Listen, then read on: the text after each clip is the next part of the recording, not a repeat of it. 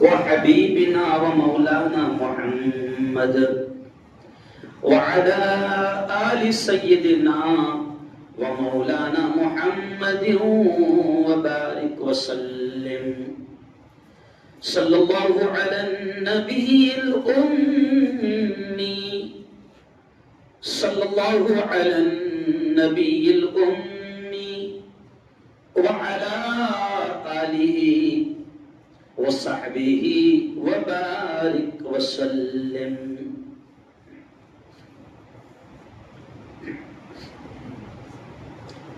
جو آ رہے ہیں وہ تھوڑا قریب آ کر بیٹھے فوراً. چلو بسم اللہ.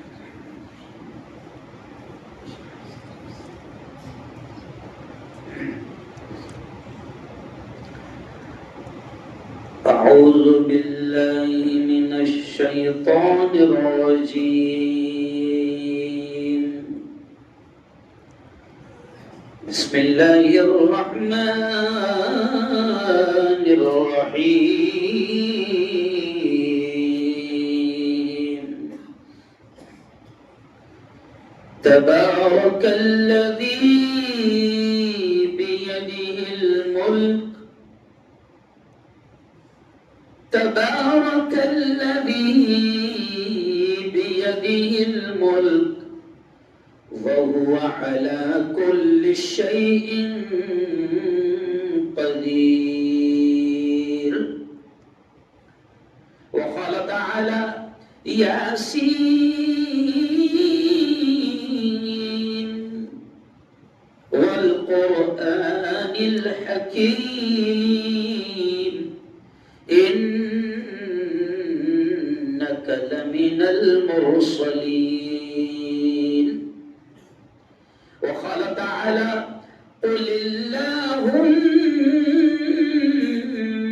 مالك الملك تؤتي الملك من تشاء وتنزع الملك ممن تشاء وتعز من تشاء وتذل من تشاء بيدك الخير إنك على كل شيء قدير. وقال تعالى إنا أنزلناه في ليلة القدر وما أدراك ما ليلة القدر ليلة القدر خير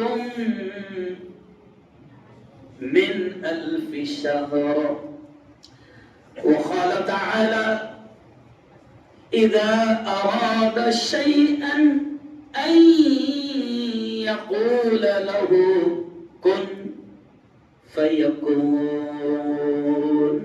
وقال رسول الله صلى الله عليه وسلم هذا الشهر شهر الصبر والصبر ثوابه الجنة أو كما قال عليه الصلاة والتسليم. وقال صلى الله عليه وسلم يا أيها الناس قد أظلكم شهر عظيم مبارك فيه ليلة خير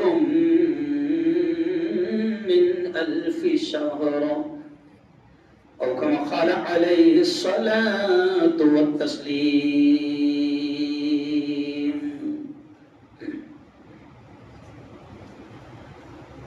طاقتیں تمہاری ہیں اور خدا ہمارا ہے. ملک کے موجودہ حالات پر میں ملک کے باولے حاکموں کو یہ پیغام دے رہا ہوں. سمجھ جائیں طاقتیں تمہاری ہیں. میرا انداز ہے بیان شروع کرنے سے پہلے میں دو تین کچھ ایسے اشعار جو تقریر سے ریلیٹڈ ہو، موضوع سے، ٹاپک سے متعلق ہو وہ پڑھتا ہوں. تو دیکھیں کتنے پیارے اشعار ہے. طاقتیں تمہاری ہیں اور خدا ہمارا ہے. طاقتیں تمہاری ہیں، طاقتیں تمہاری ہیں اور خدا ہمارا ہے. عکس پر نہ اتراؤ، عکس پر نہ اتراؤ، آئینہ ہمارا ہے. پورا مجمع زور سے کہہ دو سبحان اللہ.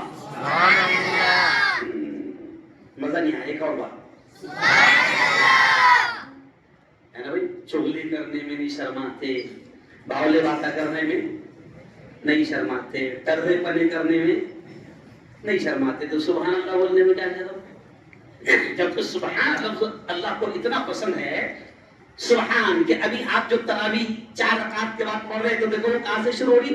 سبحان الملک القدوس، ہے نا. سبحان ذی الملک والملکوت، سبحان ذی العزة والعظمة والہیبة والقدرة والکبریاء والجبروت، سبحان الملک الحی الذی لا ینام ولا یموت. کاش میں تو اتنی مزہ لے کر پڑھ رہا ہوں نا کہ اس کا مطلب سمجھ رہا ہوں. قسم اللہ کی یہ تسبیح کا جس دن مطلب سمجھ میں آ جائے گا نا تو یہ رمضان ہوتے ہی نکلیں گی نہیں. ابھی تو لکھا رہا تھا اس پر پلیز اس کو نکال کر رکھ دے، پھٹ نہ پائے اگلے رمضان میں. اس تصویر کا مطلب ہی نہیں معلوم. کیوں پڑھ رہے ہیں؟ ابھی میں آؤں گا انشاءاللہ، آؤں گا بس انشاءاللہ، کیونکہ بس پڑھ رہے ہیں. امام دعا میں مانگتا تو کچھ نہیں سمجھتا. امام بولتا اے اللہ ہم بڑے پاپی ہے، تو یہ بولتا آمین. کیا کرنا مقصد. ہنسی بھی آتی، قوم کے حالات پر رونا بھی آتا کہ قرآن کو سمجھنے کو تیار نہیں. ساری زبانیں سیکھ رہا عربی سمجھنے کو. آؤں گا میں، ہو سکتا اللہ بلوائے گا، کیونکہ تقریریں تو یاد کرتے نہیں، بس اللہ ہی بلواتا ہے. تو دیکھیں کتنا پیارا شعر خالد بن ماجد دیوبندی کے اشعار ہے. کس کے؟ منظر بھوپالی کے. طاقتیں تمہاری ہیں، طاقتیں تمہاری ہیں، ہے نا. ستا تمہاری، عدالتیں تمہاری، پولیس تمہاری، فوج تمہاری. بہت اچھی بات. شکایت صرف یہ ہے کہ باولے چالے کر دیں، بس شکایت ہی ہے نا. تو شاعر کیا کہہ رہا ہے کہ طاقتوں اور ستا کے گھمنڈ پر مت اترانا. طاقتیں تمہاری ہیں اور خدا ہمارا ہے. عکس پر نہ اتراؤ، آئینہ ہمارا ہے. عکس پر نہ اتراؤ. اور اگلا شعر آخر. عمر بھر تو کوئی بھی جنگ لڑ نہیں سکتا، عمر بھر تو کوئی بھی، عمر بھر تو کوئی بھی جنگ لڑ نہیں سکتا. تم بھی ٹوٹ جاؤ گے، تجربہ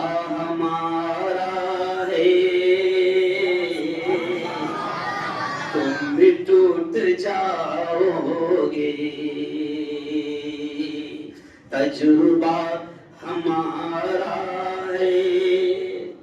بھائی سچی بتاؤ، مسلمانوں سے زیادہ لڑنے کا تجربہ کسی کے پاس ہے کیا؟ سکے بھائی کو نہیں چھوڑتے اپن، اللہ کا شکر ہے. نہیں سمجھا؟ تو اس لیے شاعر کہہ رہا ہے کہ تم بھی ٹوٹ جاؤ کہ تجربہ ہمارا ہے. صدق اللہ العظیم وصدق رسولہ النبی الکریم. بہت ہی قابل سب احترام بڑی تعداد میں مسجد بھر چکی ہے، بڑی تعداد میں میرے نوجوان دوستوں، بزرگوں. یہ لفظ کہنے میں تھوڑا اچھا نہیں لگ رہا کیونکہ بہت ہی کم ہے نا. بزرگوں، دوستوں، اور اگر خواتین تک یہ بات پہنچ رہی ہے تو میری پردہ نشین ماؤں اور بہنوں، بات یہی سے شروع کروں گا دوستو کہ سب سے پہلے تو ہم رب کریم کا شکر ادا کریں اس احسان پر، اس انعام پر، اس کرم پر اور اس نعمت پر. ہم سب سے پہلے رب کا شکر ادا کریں کہ اس خالق نے، اس مالک نے 2025 کا رمضان بھی ہم کو دے دیا. کیوں؟ اس کا احسان ہے. ورنہ مجھے یاد ہے کہ عید کے 2 دن پہلے جو جمعہ آیا تھا، مولانا عید کے 2 دن پہلے جو جمعہ آیا تھا، میں عیدگاہ میں بیان کر رہا تھا. میں نے بیان میں یہ جملہ کہا، او مسلمانوں ابھی رمضان ملا نہیں. میں نے جملہ کہا، او مسلمانوں ابھی رمضان ملا نہیں، 24 یا 48 گھنٹے باقی ہے. اللہ سے مانگو، کیونکہ رمضان وہ قیمتی انعام ہے کہ ذرا سوچو، تھوڑا سا اس جملے پر دھیان دینا کہ رمضان وہ قیمتی انعام ہے اور وہ انمول مہینہ ہے کہ جب بخشا بخشایا نبی، بخشا بخشایا رسول جب اللہ سے رو رو کر رمضان مانگتا تھا 2 مہینے پہلے سے، پیارے نبی 2 مہینہ پہلے سے رجب سے دعا کرتے تھے، اللہم بارک لنا فی رجب و شعبان. یہ نبی کی دعا کے الفاظ ہے. پیارے لاڈلے بخشے بخشائے نبی اللہ سے رو رو کر گڑ گڑا کر یہ کہتے تھے، اللہم بارک لنا فی رجب و شعبان. اے اللہ ہمارے رجب میں برکت عطا فرما، ہمارے شعبان میں برکت عطا فرما. وبلغنا الی رمضان، اے مالک رمضان تک پہنچا دے. تو جب نبی 2 مہینہ پہلے سے رو رو کر رمضان مانگتے تھے تو کوئی تو خاص بات ہے رمضان میں، اسپیشل بات ہے. ہاں یقیناً ہے کہ جب رمضان کا ایک سیزن یعنی رمضان کا 1 مہینہ اگر کسی کو مل جاتا ہے، اور نبی اس لیے مانگتے تھے کیونکہ اگر 1 سال کا رمضان پہ مل گیا تو آدمی ہزاروں سال کی عبادتوں کا ثواب اپنے دامن میں سمیٹ لیتا ہے. اس لیے نبی کیا مانگتے تھے؟ ارے بولو، رمضان ہم نے نہیں مانگا، افسوس کے ساتھ کہنا پڑتا ہے. بخشا بخشایا نبی مانگتا تھا. اور رمضان یقیناً اس لیے خاص ہے کہ یہ اللہ بہت خوش ہوتا ہے اور اللہ کہتا ہے میرے بندے جب 15 گھنٹے میرے لیے بھوکے رہتے ہیں، میری بندیاں جب 15 گھنٹے میرے لیے بھوکی رہتی ہے، پیاسی رہتی ہے، تو اللہ کہتا ہے ان کی یہ ادائیں میرے لیے بھوکے، میرے لیے پیاسے، اللہ کہتا ہے ان کی یہ ادائیں مجھے بہت پسند آتی ہے. اور پھر اللہ مارکیٹ کا دام بڑھا دیتا ہے. اللہ کہتا ہے او میری بندی، او میرے بندے، اب نفل پڑھے گا فرض کا ثواب دوں گا، فرض پڑھے گا 70 گنا ثواب دوں گا. مارکیٹ کا دام بڑھ گیا. اور ایک عجیب چیز میں آپ کو بتا رہا ہوں، یاد آ گئی، اس سے پہلے شاید نہیں کہا کہ جب نبی کریم صلی اللہ علیہ وسلم رمضان آتا تھا نا، مجھے یاد ہے کہ رمضان کے 3 دن پہلے بھوپال جو مدھیہ پردیش کے راجدھانی ہے، وہاں پر ایک بڑا میدان ہے، دسہرا میدان. رمضان کے 3 دن پہلے میرا وہاں پر پروگرام رکھوایا جمعیت علماء نے اور وہاں کے تبلیغ اور دارالقضاء کے ذمہ داروں نے. دسہرا میدان ظاہر بات ہے کہ بڑا میدان ہے, وہاں راون جلایا جاتا ہے. دعا کرو کہ اللہ اوریجنل راون کو بھی جلا دے. آمین. ارے بولو نا. تو اب وہاں دسہرا میدان میں میرا پروگرام, بہت سارے لوگ آئے. وہاں پر ہم نے کہا کہ باقاعدہ رمضان کے پہلے خود پیارے نبی, جیسے ابھی ہم جمع ہیں نا, حدیث میں آتا ہے کہ رمضان قریب آتا تھا تو حضور صحابہ کو جمع کرتے تھے اور رمضان کی ویلیو, رمضان کی قیمت کیوں بتاتے تھے, کیونکہ آنے سے پہلے اگر ہم کو پتا چل جائے کہ جو مہمان آ رہا ہے وہ VIP مہمان ہے تو اس کے اعتبار سے قالین بچتی ہے نا. ارے بولو. علی ملت پہ جمعہ میرا بیان تھا تو سارے ٹیچر بیٹھے ہوئے تھے, ہیڈ ماسٹر بھی تھے, تو میں نے وہاں یہ ایگزامپل دیا کہ اگر کوئی VIP مہمان آ رہے یا گورنمنٹ کے ادھیکاری آ رہے تو اگر پتا چل جائے آپ لوگ کو تو آنے سے پہلے اپن سب کو سمجھاتے ہیں, دیکھو رے پورو پہلے چالے نہیں کرنا پڑا ہے نا. ہاں ادھیکاری آ رہے, ٹیچر بھی ایک دم الرٹ, ٹیچر بھی ایک دم ارے بولو الرٹ, کیونکہ بڑے آ رہے ہیں.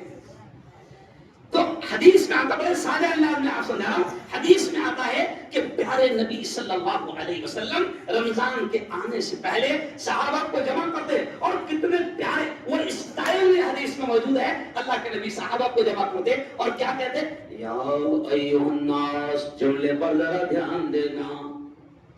نبی جمع کرتے اور کیا کہتے, یا ایھا الناس, اے تمام انسانوں, قد اظلکم شہر عظیم مبارک, اے تمام انسانوں, بڑی عظمت والا, بڑی رحمت والا, بڑی برکت والا مہینہ تم پر سایہ کرنے والا ہے. سر اس حدیث کے ٹکڑے میں مولانا فرحان صاحب, اس حدیث کے ٹکڑے میں کبھی کبھی چیزیں ہیں نا 50 سال بعد بھی سمجھ میں آتی. مجھے یہ جملہ 30 سال بعد سمجھ میں آیا.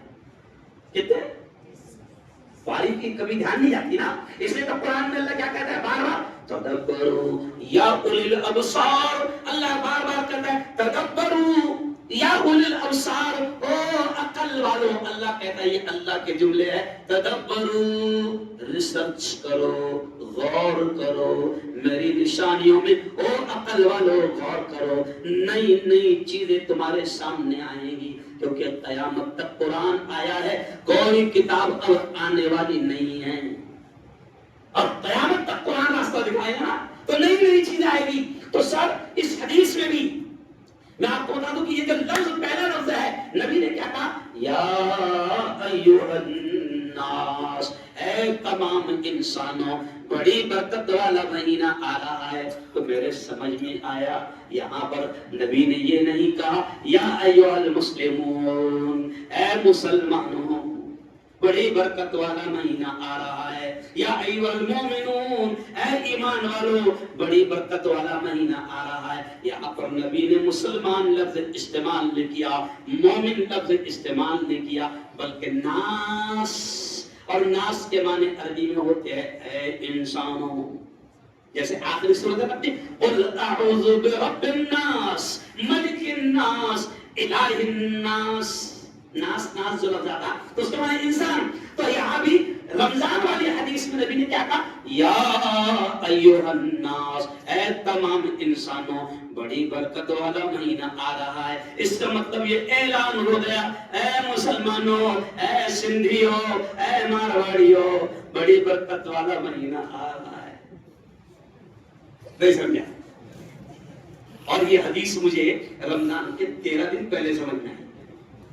سر اس رمضان کے 13 دن پہلے یہ حدیث سمجھ میں آئی, کیونکہ میں جیسے صحابہ کا معمول ملتا ہے, بڑی عجیب بات بتا رہا ہوں, کبھی سنا نہیں ہوگی. صحابہ کا معمول ملتا ہے اور نبی کا اسٹائل ملتا ہے کہ رمضان کے آنے سے پہلے ہی باقاعدہ رمضان کے آنے سے پہلے حساب کتاب لین دین سب کلیئر کر لیتے ہیں. جیسا ہوتا نا مارچ اینڈنگ, بزنس میں کیا کرتے ہیں, ارے بولو مارچ اینڈنگ پہلے حساب کتاب کلیئر کر لیتے ہیں. تو حدیث میں آتا ہے کہ صحابہ جو بڑے بڑے صحابہ، اچھا ایک بات یاد رکھو، صحابہ نے دیکھو بہت مجمع آ گیا، تھوڑا سا آگے آ جاؤ، آگے آ جاؤ جلدی سے آ گیا، مجمع بہت ہے، تھوڑا آگے آ جاؤ جلدی سے آ گئے، اٹھ کر مت آؤ، ایسے آ جاؤ، آپ کیسے نکے میں بیٹھ کے نا وہی پر آ جاتے ہیں ویسا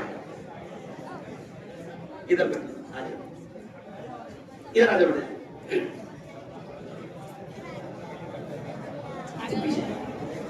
جلدی آ جاؤ، بہت زیادہ جوان آئے ہیں اس لیے میں بس باتیں نہیں بڑھتی۔ اچھا پیارے بچوں، دیکھو تمہاری ماں کی قسم اٹھنا مت ہے، اور ماں کی قسم کو تب سمجھو گا مر جاتی ہے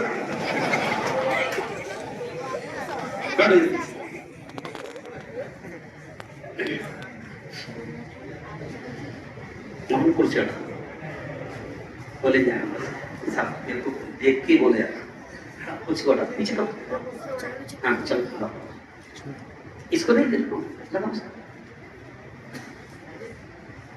چلو آ جاؤ آگے آ جاؤ ہاں بس بس بیٹھ دو بیٹھ دو، کوئی مسئلہ نہیں کوئی مسئلہ نہیں، بیٹھ دو یہ بیٹا۔ اب دیکھیں کہ میں کہہ رہا تھا کہ رمضان کے صحابہ کا معمول یہ تھا کہ شعبان کے مہینے میں، یہ حدیث کے واقعات کہ صحابہ کا معمول یہ تھا کہ شعبان کے مہینے میں صحابہ پورا کاروبار سمیٹ لیتے تھے، جس کو اب ہم اپنی زبان میں کہیں گے مارچ اینڈنگ، حساب کتاب کلیئر، اور ہوتا تھا شعبان میں۔ اور خود نبی کے بارے میں ملتا ہے کہ جیسے ہی رمضان آتا تو پیارے نبی خود کہتے اپنی لاڈلی چہیتی بیوی ہماری ماں حضرت عائشہ سے، پیارے نبی خود کہتے تھے عائشہ عائشہ رمضان آ گیا، اب میں ہوں اور میرا یار ہے۔ سمجھ گئے عائشہ؟ اب رمضان میں کوئی کاروبار بھی نہیں ہوگا، صحابہ سارے کاروبار کو لپیٹ لیتے رہے کہ رمضان تو اللہ سے لینے کا سیزن ہے، کیونکہ خوش ہے نا اللہ خوش ہے، نفل کا ثواب فرض کے برابر دے رہا، تو اللہ سے لینے کا سیزن ہے۔ تو صحابہ رمضان میں شعبان میں سارے کاروبار کو سمیٹ لیتے تھے، اور رمضان میں صرف اللہ اللہ اللہ، اور یہ سوچ کر زندگی گزارتے تھے کہ نہیں معلوم اگلا رمضان ملے گا یا نہیں ملے گا۔ عجیب افسوس ہو گیا مولانا، ابھی تو اپنے سارے دھندے کب چل رہے ہیں؟ ارے بولو رمضان میں ماشاءاللہ لوگ اتنے بیزی ہے کہ 10 دن میں پڑھائی بھی پڑھ لے رہے، ناجائز نہیں ہے، ناجائز نہیں ہے، پڑھ سکتے، لیکن سمجھ گیا کہ کاروبار کے لیے نمازوں کو سیٹنگ کرنا، ارے کاروبار کو سیٹنگ کر، نماز کی سیٹنگ۔ تو اب صحابہ شعبان میں سارا کام کر لیتے تھے، اور رمضان میں صرف اللہ کو یاد کرتے تھے، کیونکہ رمضان سیزن ہے نیکیوں کے کمانے کا۔ اور سن لو جلگا والوں کیا بتاتے خیر والوں نہیں، کیونکہ میں دیکھ رہا ہوں ہر محلے سے، یہاں تک کہ ہڑکو خواجہ نگری سے بھی لوگ آئے ہیں، تو میں سب سے یہ کہہ رہا ہوں کہ جلگا والوں، اللہ والے کہتے ہیں کہ ہر آدمی کا سیزن آتا ہے، کپڑے بیچنے والے کا سیزن، کپڑے سینے والے کا سیزن، فروٹ بیچنے والے کا سیزن، کیا بھائی سموسوں میں پیاز بھر کر بیچنے والوں کا، میرا خیال یہ چلتا شاید ہر ایک کا سیزن آتا ہے۔ تو بڑے علماء کہتے ہیں کہ یہ ایمان والوں کا سیزن ہے رمضان۔ کس کا سیزن ہے؟ ایمان والوں کا سیزن ہے رمضان۔ پیارے نبی نے فرمایا کہ اب اللہ کو مناؤ، ہے نا، اور اللہ سے دوستی کرو، ابھی اللہ خوش ہے، ابھی اللہ خوش ہے، اللہ سے دوستی کرو، اللہ خوش ہے۔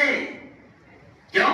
کبھی کبھی آپ اور میں، انسان خود خوش ہوتا ہے، اور جب گھر پہنچتا ہے تو خوشی میں کبھی کبھی کہہ دیتا وہ خود خوش رہتا ہے، انسان کی طبیعت بھی رہتی ہے، کبھی کبھی بہت خوش رہتا ہے، اور گھر میں جا کر ایک دم خوشی میں بول دیتا مانگ میری جان کیا مانگتی ہے، تو وہ بھی بولتی 5 تولے کا ہار، کہے گا تو پھر وہ دھیرے سے بولتا اتنا خوش نہیں ہے، سمجھا اتنا کچھ. لیکن اللہ شہنشاہ ہے, شہنشاہ وہ مالک ہے. پوری دنیا بھی وہ آپ پر لٹا دے تو اس کے خزانے میں اتنی بھی کمی نہیں آئے گی جتنا ایک سوئی کے ناطے میں سمندر پہ آپ دباؤ پر ایک قطرہ آیا ہے.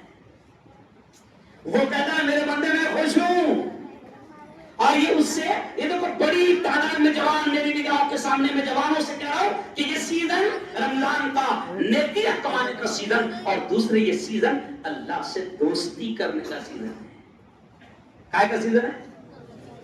دوستی. فرینڈ ریکویسٹ فیس بک پہ کیسا بھیجتے ہیں؟ Friend request. 4-5 دن پہلے مجھے نوساری میں جوان ملا گجرات کا اور بڑے تھوڑا سا غصے میں بول رہا, کیا ہو مفتی صاحب اسٹائل سے خاندشی دکھ رہا تھا. وہ کیا ہو مفتی صاحب 3 مہینے سے تم کو میں نے فرینڈ ریکویسٹ بھیجا, تم نے قبول اتنی کی. میں نے کہا بھیجا میں تمہیں فیس بک پہ بھیجا نا.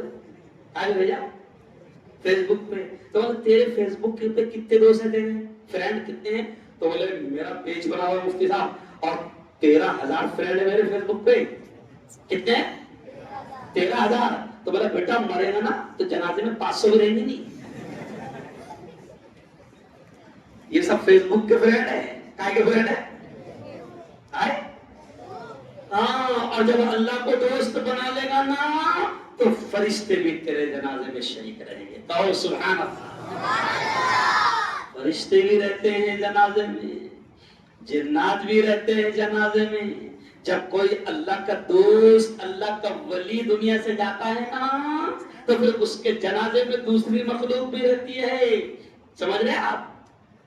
دوسری مخلوق بھی رہتی ہے. کب؟ جب اللہ کے دوست بن کر دنیا سے جاؤ. اور جب وہ یار سنو, یہ جو ڈر اور خوف ہے نا دل میں آج بہت ڈر اور خوف ہے. حالات کو دیکھ کر عجیب ڈر اور خوف ہے. کئی لوگ مجھ سے مل رہے ہیں. ابھی کچھ دنوں پہلے 2-3 لوگ ملے ہیں اور وہ یو پی کے حالات دیکھ کر اور مہاراشٹر کے حالات دیکھ کر, مہاراشٹر میں زہریلے سانپ جب زہر اگل رہی ہیں ہے نا, اور اب تو ایسا لگ رہا ہے کہ جیسے حکومت مغلی چلا رہے ہیں. نہیں بولیا تو خوشی ہوئی کہ اچھے دن آ گئے. ایسا لگ رہا کہ جیسا حضرت اورنگزیبی حکومت چلا رہے. روٹیاں کھا رہے ہیں اورنگزیب کے نام پر. یہ کیا کھا رہے ہیں؟ ارے بولو. روٹیاں کھا رہے ہیں. یعنی 300 سال پہلے مرنے والا آدمی اس کے نام سے ابھی بھی ان کو دھندا مل رہا. اتنا برکت والا نام ہے. کیوں؟ تو سنو, یہ ڈر اور خوف ہے نا پورے مہاراشٹری پورے ماحول میں پورے ملک میں. تو 2-3 لوگوں نے مجھ سے کہا مفتی صاحب دیکھو انداز دیکھو کیا وہ جو ان کے اسٹائل میں کہا مفتی صاحب کیسا ہوں گا. کیا بولے مفتی صاحب کیسا ہوں گا. تو میں نے بھی وہ اسٹائل بولا کچھ نہیں ہوں گا. کیا نہیں ہوگا؟ کچھ نہیں ہوگا. ہمارا تو ایمان ہے. یہ جملہ سننا, ہمارا تو ایمان ہے وہی ہوگا جو منظور ہے. بولو بولو بولو. وہی ہوگا جو منظور ہے. ہمارا تو ایمان ہے کہ پیڑ کا پتا درخت کا پتا بھی خدا کے حکم کے بغیر نہیں ہلتا. جب خدا کے حکم کے بغیر درخت کا پتا نہیں ہلتا تو مسلمانوں ذرا سوچو, کبھی کبھی دماغ میں آئے گا کہ جب کچھ سب کچھ خدا کے ہاتھ میں. میں نے ابھی آیت پڑھا. کون سی آیت پڑھا؟ میں نے آیت پڑھا تبارک الذی بیدہ الملک 29واں پارے کی پہلی آیت. اللہ کہتا ہے کہ بڑی برکت والا ہے وہ بیدہ الملک جس کے ہاتھ میں ملک ہے. وَهُوَ عَلَى كُلِّ شَيْءٍ قَدِيرٌ اور ساری قدرت سارا پاور اسی کے ہاتھ میں ہے. اور دوسری آیت میں نے کیا پڑھا؟ دوسری آیت میں نے پڑھا قُلِ اللَّهُمَّ مَالِكَ الْمُلْكِ. اللہ اپنے لاڈلے نبی سے کہہ رہا ہے. کیا کہہ رہا ہے؟ قل اے محمد کہہ دو. کیا کہہ دو دنیا والوں کو؟ کیا کہہ دو؟ اللہ کہہ رہا ہے قل اے محمد کہہ دو اللہم مالک الملک, اللہ ہی ملک کا مالک ہے. تؤتی الملک من تشاء، جس کو چاہتا ہے ملک دے دیتا ہے، وتنزع الملک ممن تشاء، جس سے چاہتا ہے ملک چھین لیتا ہے، وتعز من تشاء، جس کو چاہتا ہے عزتوں کے تاج پہنا دیتا ہے، وتذل من تشاء، جس کو چاہتا ہے ذلیل کر دیتا ہے، انک علی کل شیء قدیر، ساری قدرت سارا پاور اسی کے ہاتھ میں ہے۔ اب دماغ میں یہ بات آتی ہے کہ جب سب کچھ اس کے ہاتھ میں ہے تو یہ باولوں کو کیوں دے دیا؟ دیکھ لیا آتا نا دماغ میں سوال، مولا ایسا ظلم کیوں کیا ہے نا؟ تو ظالم نہیں ہے، تو رحیم ہے، تو کریم ہے، پھر ایسا ظلم کیوں؟ ان ظالموں کے ہاتھ میں کیوں؟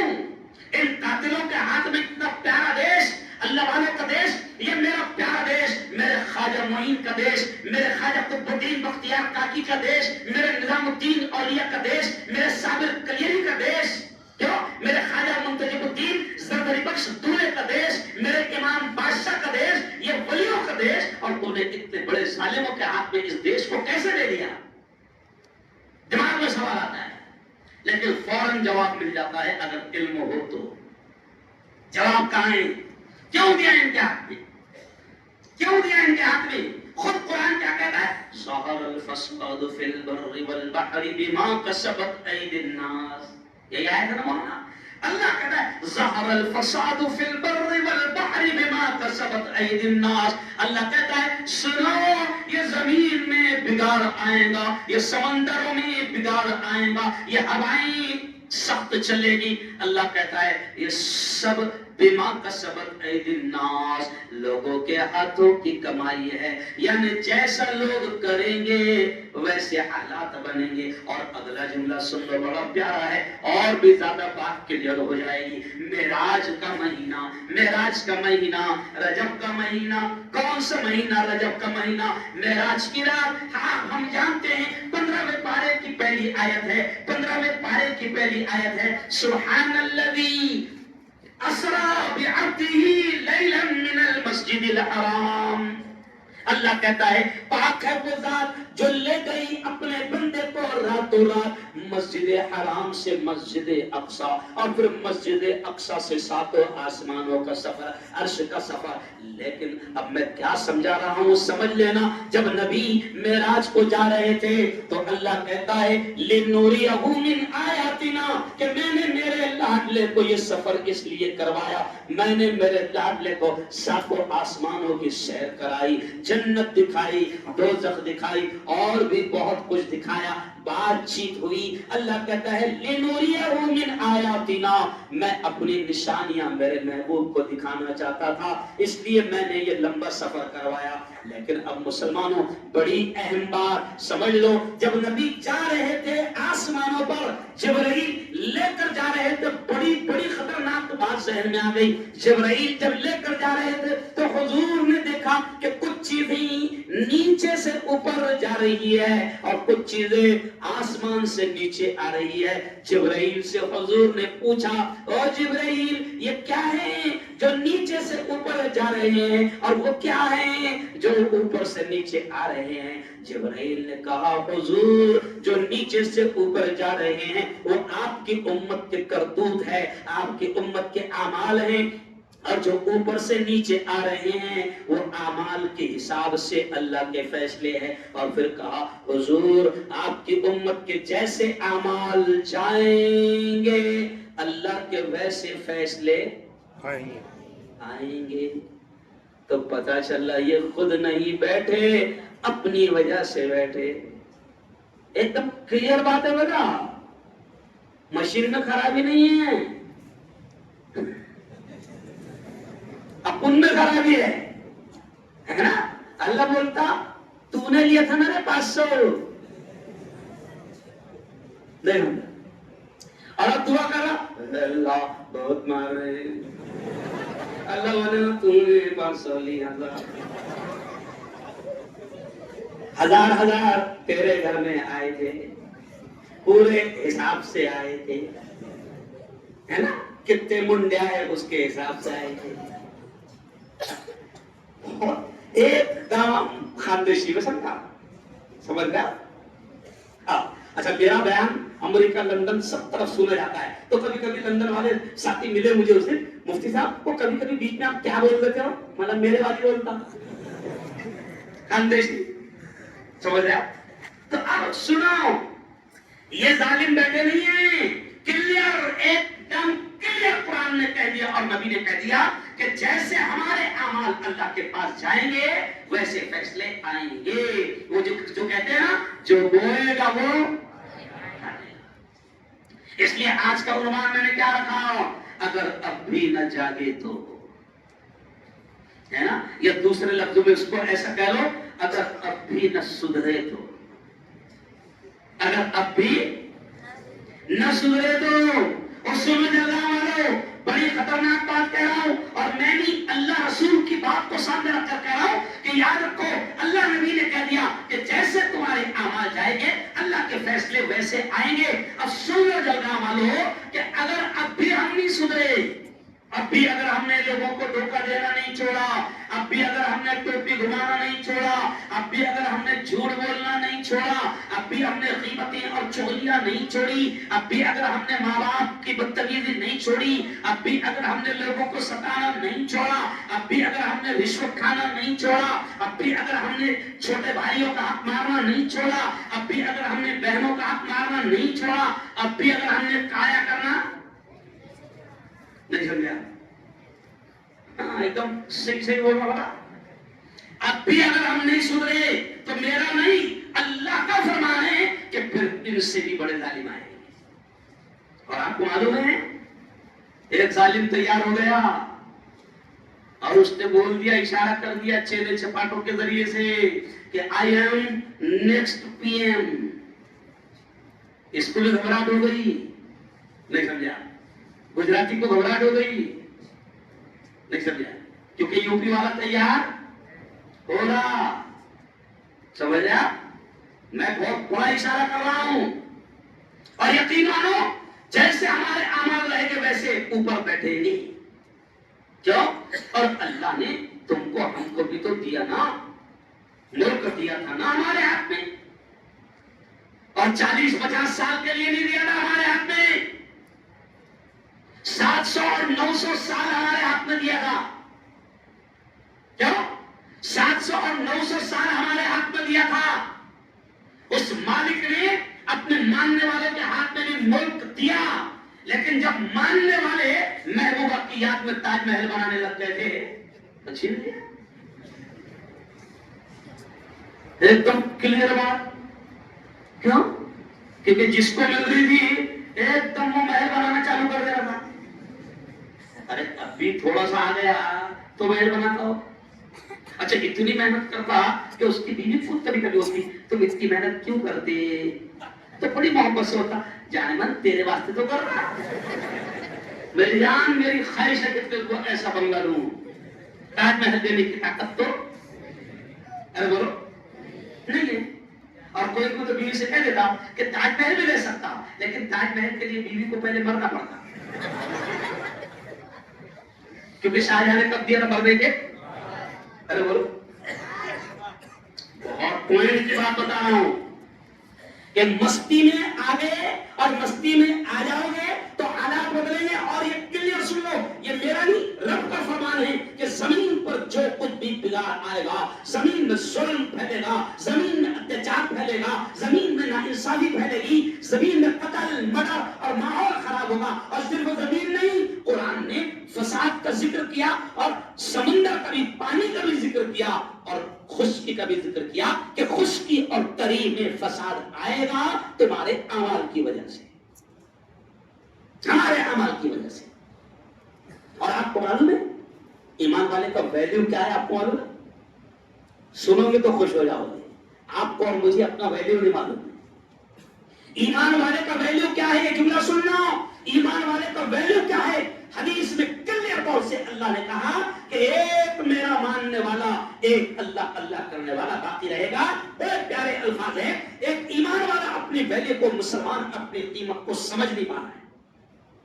حدیث میں ہے اللہ کہتا ہے، اللہ کے نبی نے فرمایا کہ اللہ یہ کہتا ہے کہ دھرتی पूरी की पूरी जमीन कुफ्र से भर जाए, पूरी दुनिया में अल्लाह के इनकार करने वाले भर जाए, कोई खुदा का मानने वाला ना हो, लेकिन अल्लाह कहता है कि एक भी मेरा मानने वाला बाकी रहेगा। ये जुमला सुनना, एक भी मेरा मानने वाला बाकी रहेगा। जमीन पर एक अल्लाह अल्लाह अल्लाह अल्लाह कहने वाला बाकी रहेगा।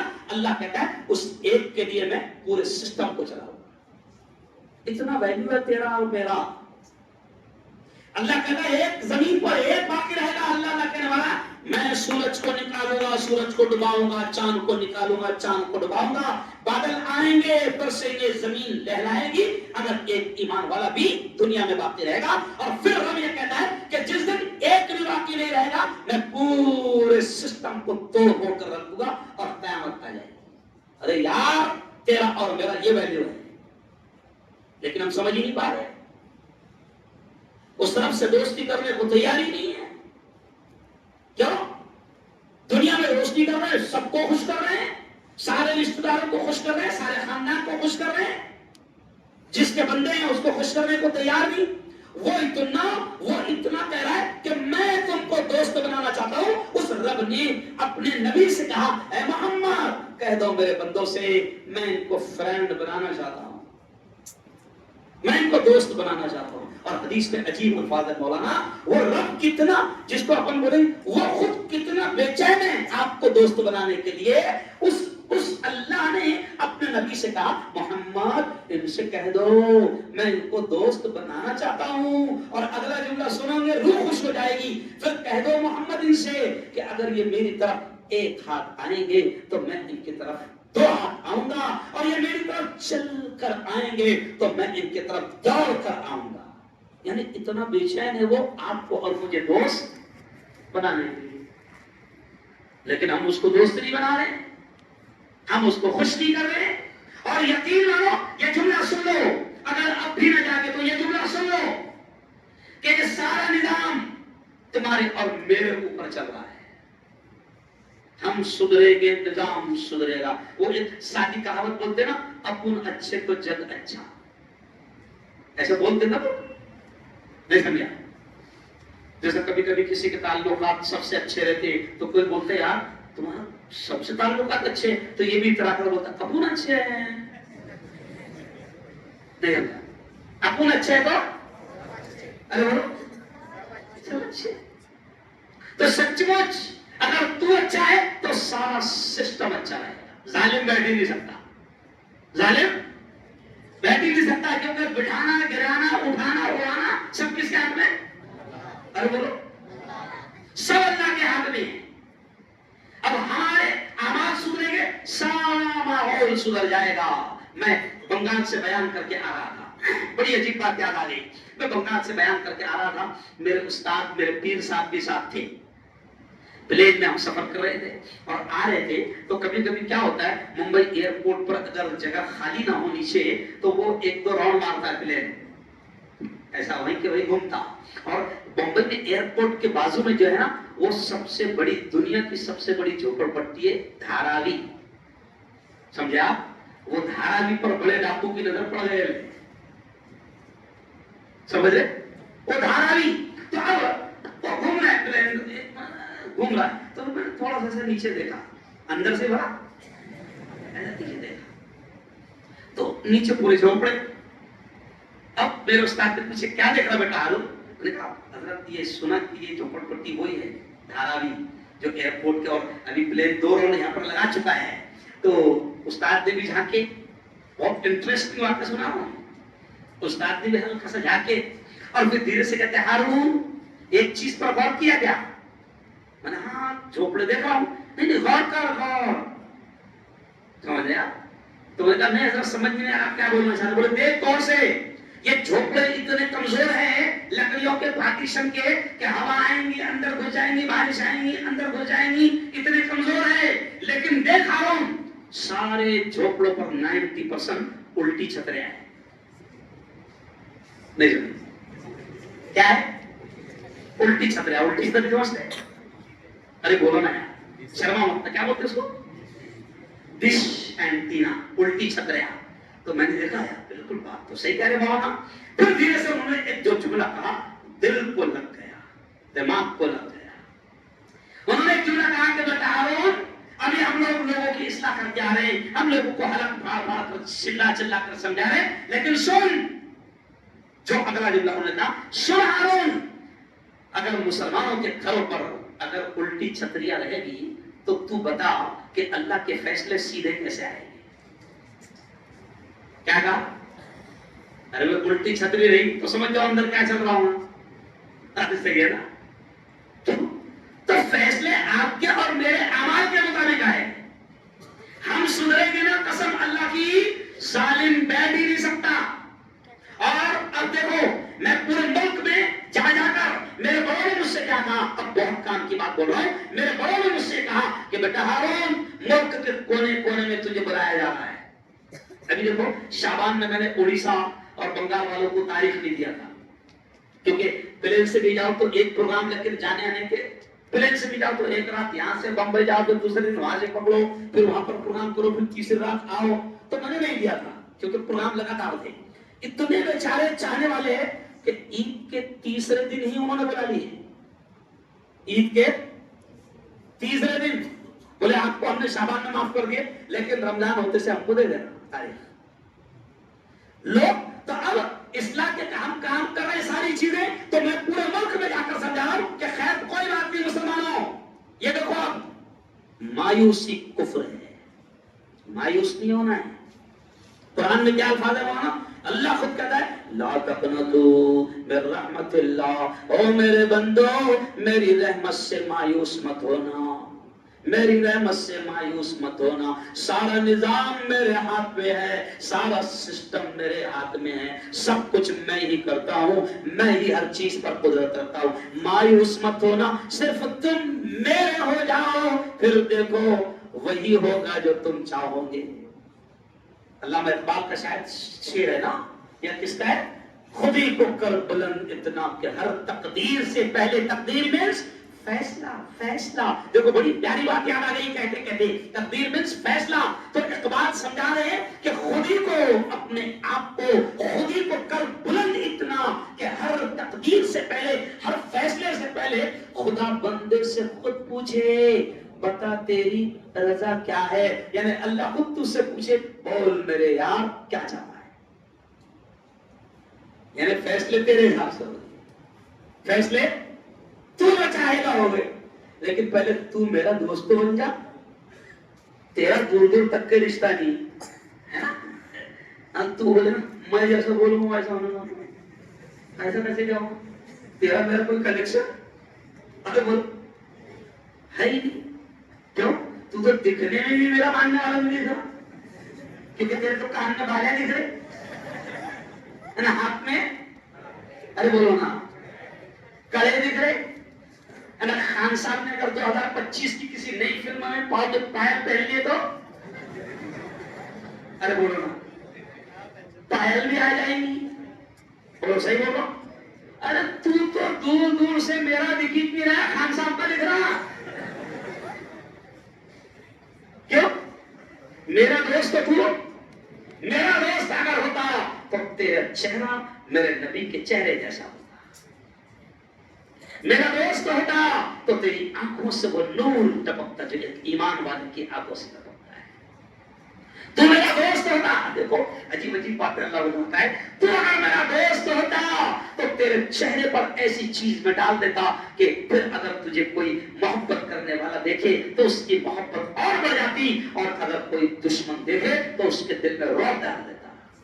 ये अल्लाह वालों की निशानियां वाला, अल्लाह वालों की निशानियां है। कुरान में क्या कहा अल्लाह ने?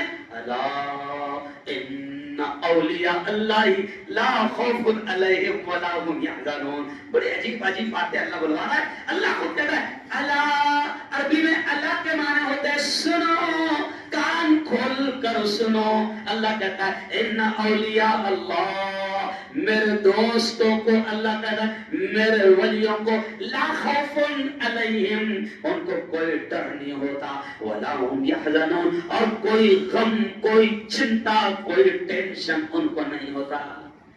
तू तो सारा टेंशन में भरे रहे, नहीं तो क्या तेरे को तो नींद ही नहीं आ रही, میں ایک بنگلے میں گیا، بہت بڑا بنگلہ، اور میں نے جان بوجھ کر اس کو واٹس ایپ پر ڈالا تھا کہ ایسے ایسے بنگلے ہیں، اور علم کی برکت دیکھو کہ ہیرو کی کمپنیوں کے مالک اس علم دین کی برکت سے ملا کی جوتیاں سیدھی کرتے ہیں اور سناس میں لوٹا اور چپل رکھتے ہیں۔ حضرت سمجھ گیا یہ کائے کی برکت ہے؟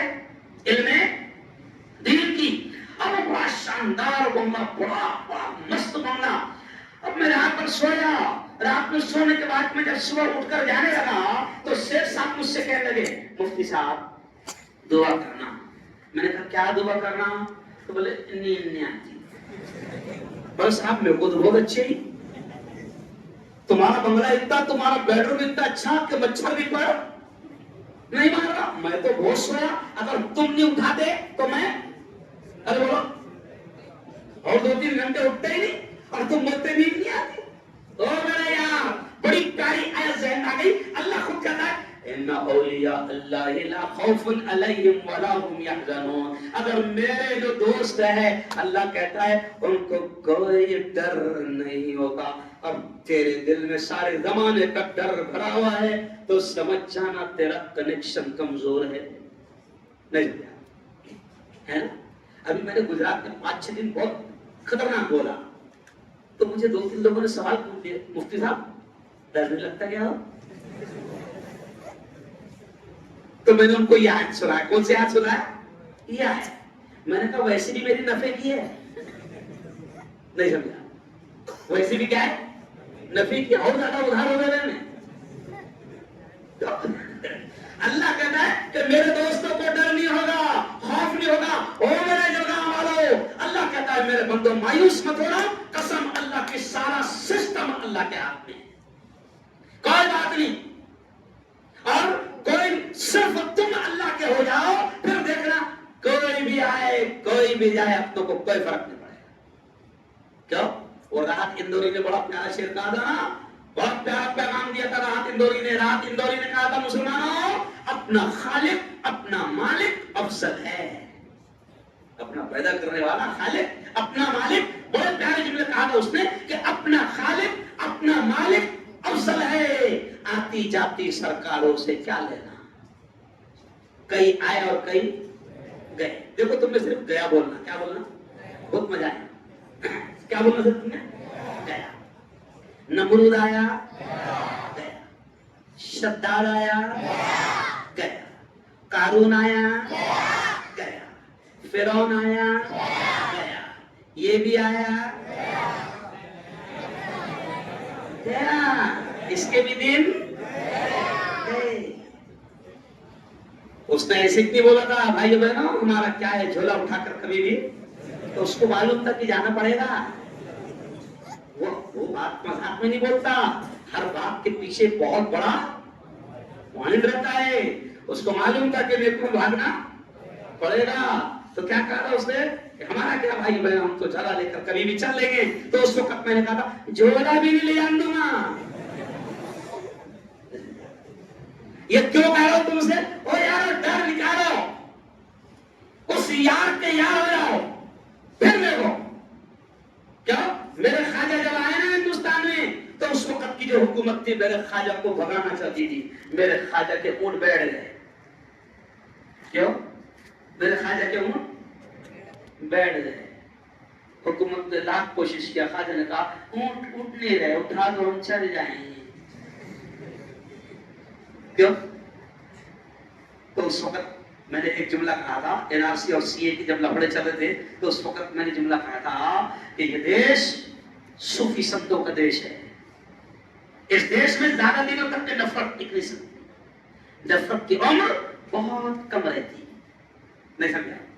نفرت کی عمر بہت کم رہتی، اور اس ملک کی مٹی میں نفرت نہیں ہے، کیونکہ میرے نبی نے مکہ اور مدینہ میں بیٹھ کر 1500 سال پہلے یہ کہا تھا کہ مجھے ہند سے ٹھنڈی ٹھنڈی ہوائیں آتی ہیں، تو انشاءاللہ مایوس ہونے کی ضرورت نہیں، میرے ملک کی مٹی میں نفرت نہیں ہے، جب حضور نے کہا تھا مجھے ہند سے ٹھنڈی ٹھنڈی ہوائیں آتی ہے تو علامہ اقبال نے اسی جملے کو شعر میں کہا تھا کہ میرے عرب کو آئی ٹھنڈی ہوا جہاں سے، میرا وطن وہی ہے، میرا وطن۔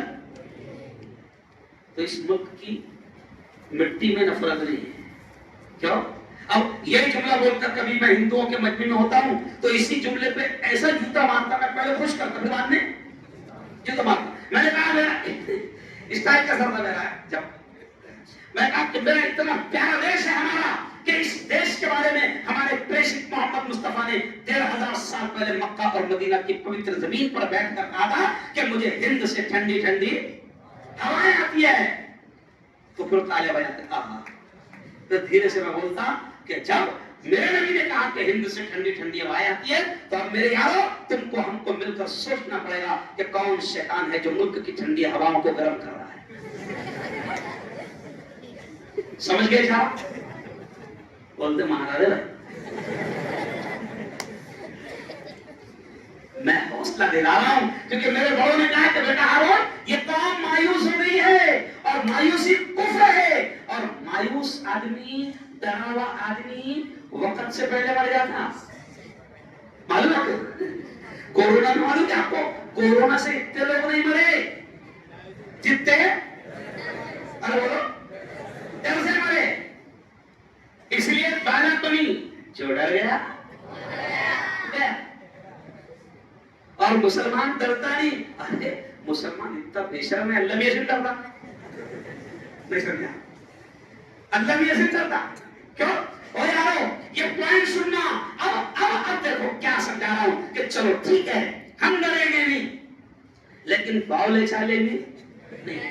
اب ایک مدعا سن لو، یہ دوسرا کوئی عالم اتنا کھل کر نہیں بولے گا، یہ مدعا سن لو، اور آج کا یہ اہم پیغام ہے۔ کون سا مدعا؟ آج ابھی میں انٹری کر رہا تھا تو وضو خانے پر مجھے دو تین لوگوں نے کہا کہ مفتی صاحب وقف کے بارے میں ذرا بتا دینا، تو میں نے کہا بالکل بتاؤں گا، پھاڑے پھاڑے بتاؤں گا، انا خاندشی میں بتاؤں۔ وقف شارٹلی سن لو، مجھے دو تین اہم باتیں کہنا ہے اور پھر بات ختم کر کے دعا کریں گے فلسطین کے لیے، غزہ کے لیے، کیونکہ حق ہے کہ ہم ان کے لیے دعا کریں۔ تو اب یہ پوائنٹ سن لو کہ وقف کا شریعت کا مسئلہ کیا ہے۔ میں مفتی ہارون ندوی ایک مفتی ہونے کے ناطے آپ کو شریعت کا مسئلہ بتا دوں کہ وقف کا مالک صرف اور صرف اللہ ہے۔ پہلا جملہ کون ہے؟ اللہ۔ جیسے کسی نے مرتے مرتے یہ کہہ دیا کہ میرا یہ گھر میں وقف کر رہا ہوں، اللہ کے نام دے رہا ہوں، تو اب اس کے 7/12 کے اتارے پر نام کس کا لگ جائے گا؟ ارے بولو اللہ۔ اب یہ جو مسجد ہے نا یہ وقف ہے، یعنی اس کا مالک کون؟ اللہ۔ مسجد کے جو متولی اور ٹرسٹی رہتے نا وہ مالک نہیں رہتے، وہ چوکیدار رہتے ہیں۔ کیا رہتے ہیں؟ چوکیدار۔ ایک ہے بڑا چوکیدار جو چور ہے نا، لیکن مسجد کے متولی اور ٹرسٹی بھی مالک نہیں رہتے، ان کا کام کیا رہتا؟ نل کون سا جل رہا ہے وہ دھیان رہا، ٹیوب لائٹ کون سی سلک کچھ کر رہی ہے نہیں گیا وہ دھیان رہا، ہٹلر مت بن، تاناشاہ مت بن، آرڈر ارے بولو مت چلا، باولے چالے۔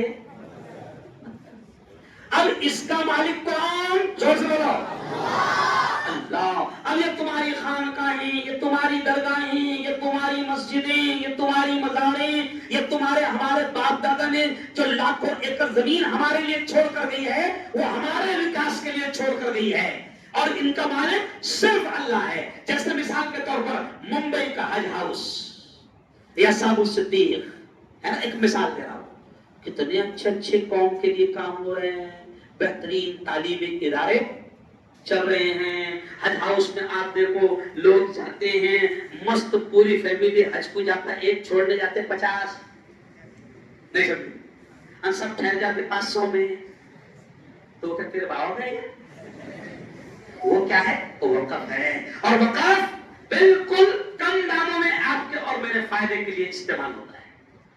تو کسی نے نیت کیا، کسی نے کہہ دیا یہ میرا فلیٹ ہے، میں اللہ کے گھر کے لیے دے رہا ہوں، اس کا جو بھی کرایہ آئے گا مسجد میں دے دینا، تو وقف کرنے والے کی جو نیت تھی اس کے اعتبار سے اس کا کام کیا جائے گا۔ یہ شریعت کا مسئلہ ہے۔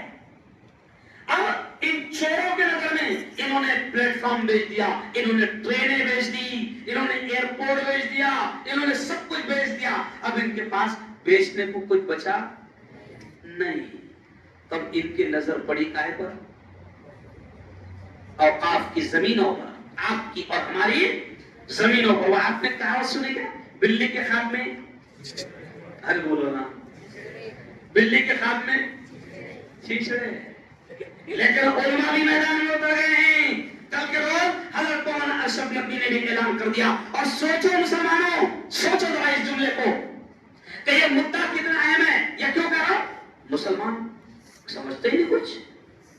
یہ سوچو ذرا کہ 17 تاریخ کو رمضان میں روزے کی حالت میں ہندوستان نہیں، ایسے علماء جن کو مکہ اور مدینہ کا امام بھی اپنے استاد کی طرح مانتا ہے، ایسے علماء دھرنے پر بیٹھے۔ کائیں کے لیے بیٹھو؟ باولے ہیں وہ؟ کیوں بیٹھے ہو؟ تمہارے اور میرے لیے بیٹھے۔ علماء کو جب محسوس ہو گیا کہ اوقاف کی جو اللہ کی جائیداد، کیونکہ اللہ کی جائیداد کی یہ مسجدوں کی حفاظت آپ کی اور میری ذمہ داری ہے، اوقاف کی حفاظت آپ کی اور میری ذمہ داری ہے۔ علماء کو جب لگا کہ یہ ایک ایسا شیطانی ناپاک بل لا رہے ہیں جس سے یہ اوقاف کی زمینوں کو ہڑپ لیں گے، تو علماء میدان میں آ گئے۔ اور علماء آئے، اپنوں کو بولا ہے کہ انہوں نے نہیں، پہلے کون آ گئے؟ علماء، ہے نا؟ ہمیشہ انقلاب بھی کن سے آیا ہے؟ علماء سے۔ ملک کی آزادی میں بھی کون آئے ہیں؟ علماء۔ اچھا ایک بات بتاؤ، گورے انگریز بھی کس سے ڈرتے تھے؟ بولو نا یار، علماء سے۔ اور ابھی کالے انگریز بھی کس سے ڈر رہے؟ علماء سے۔ ارے بولو۔ ہاں، ہم نے بھی طے کر لیا ہے کہ جیسا ہم نے گورے انگریزوں سے لڑے تھے، ارے بولو، اچھا خطرے بھی پھینکیں گے؟ خطرے نہیں پھینکیں گے۔ مولانا اشرف نقوی نے کہا کہ حکومت اس ناپاک بل کو واپس لے، ورنہ ہم جمہوری طریقے سے، پرامن طریقے سے، شانتتا پورو انداز میں جو ہمارے ادھیکار ہیں ان ادھیکاروں کے ساتھ ہم اس ظالم حکومت کو گھٹنے ٹیکنے پر مجبور کریں گے۔ کہو انشاءاللہ۔ اور یہ بھی طے کر لو کہ ہمارے علماء آگے جو بھی ہم کو راستہ دکھائیں گے کہ سگنیچر مہم چلاؤ، ایسا کرو، ویسا کرو، دونوں ہاتھ اٹھا کر بتاؤ کہ انشاءاللہ ہم علماء کے ساتھ رہیں گے۔ یہ ہے وقف، یہ ہے وقف کا مسئلہ۔ یہ ہے، میں نے تو مسلمانوں کو بھی کہا کہ مسلمانوں دیکھو یہ جملہ بہت سخت، کیا پہلے ہم غیروں کی بات کریں مولانا؟ میں نے مسلمانوں سے بھی کہا، جب میں جاتا ہوں ہندوستان میں تو کئی جگہوں پر اوقاف کی زمینوں پر مسلمانوں نے بھی قبضہ کیا ہے، تو میں نے مسلمانوں سے بھی کہا کہ اللہ کی جائیداد پر اگر قبضہ کیے ہوگے کسی بھی انداز میں، دکان کے انداز میں، گھر کے انداز میں، عطی کربن، اگر اللہ کی جائیداد پر قبضہ کیا ہوگا تو اس کو چھوڑ دے، ورنہ اللہ نہیں چھوڑے گا۔ کیونکہ جس نے لیا اللہ سے پنگا وہ ہوا ننگا۔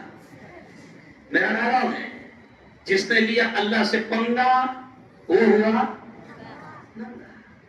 مسلمانوں سے بھی ہم کہہ رہے ہیں، حکومت کی ناپاک نظریں ہم ان کا مقابلہ کریں گے اور کر رہے ہیں اور کرتے رہیں گے انشاءاللہ۔ کہو انشاءاللہ۔ مسلمانوں سے بھی ہم یہ کہہ رہے ہیں کہ اب کئی علاقے، ٹھیک ہے اپنے جلگاؤں میں اپنوں کو نہیں لگتا ہے نا، لیکن کئی علاقے ایسے ہیں کہ جہاں پر اپنی ذات، ارے بولو، اپنی ہو، اپنے بھائی نے قبضہ کرا ہے، نہیں سمجھا، اپنی بھائیوں نے قبضہ کرا ہے، تو اب ان کو بھی عقل آنا چاہیے، اور وہ اسی کا فائدہ اٹھا رہے ہیں۔ کیا کا فائدہ اٹھا رہے ہیں؟ وہ اسی کا فائدہ اٹھا رہے ہیں، اور وہ کیا کریں؟ نہیں دیکھو کتنا اچھا پوائنٹ بول رہے ہو، ہم اوقاف کی زمینیں جو لوگوں نے قبضہ کر لیے ہیں ہم ان کو ان سے چھڑائیں گے اور ان کا صحیح استعمال کریں گے۔ اچھا اس کے لیے ہم کیا کریں گے کہ ہم باقاعدہ وقف بورڈ میں ہندوؤں کو بھی رکھیں گے، نہیں سمجھا؟ تو میں نے بولا مندر میں میرے کو بھی رکھ لیں، نہیں جب تو ادھر آ رہا نا میں ادھر آتا نہیں سمجھا؟ ارے مسجد کے ٹرسٹ میں اگر ہندو بھائی آئے گا بہت اچھی بات ہے، تو ادھر مندر کے ٹرسٹ میں کو ملے گا. سمپل بات. سکھ بھائیوں کے ٹرسٹ میں کوئی نہیں گھسے گا، کرسچن بھائیوں کے ٹرسٹ میں کوئی نہیں گھسے گا. بہت صحیح بات ہے، کیونکہ جس کے اس کے دھرم کا مسئلہ وہ جانتا ہے. ہم یہ کہتے ہیں کہ وقف، یہ جملہ سن لو، ہم یہ کہتے ہیں کہ وقف یہ ہمارا شریعت کا مسئلہ ہے، دینی مسئلہ ہے. اور دینی مسئلہ شریعت کا مسئلہ کسی دوسرے کو سمجھے گا نہیں. لیکن یہ بل میں ایسی تبدیلی لانا چاہے جس میں ان کے لوگوں کو گھسانا اور پھر دھیرے سے ہڑپ کرنا. اس لیے ہم چلنے ارے بولو نہیں دیں گے. ابھی عید تو ہم دو کیا ہم تو عید تو ہم دو، پھر ہم جائز طریقے سے آئیں گے. کیسے آئیں گے؟ اور قسم خدا کی اگر ہم جائز طریقے سے بھی امن کے انداز میں بھی آ گئے نا، حکومت کو گھٹنے ٹیکنا پڑتا ہے. الفاظ بدل جاتے بھائی کے جیسے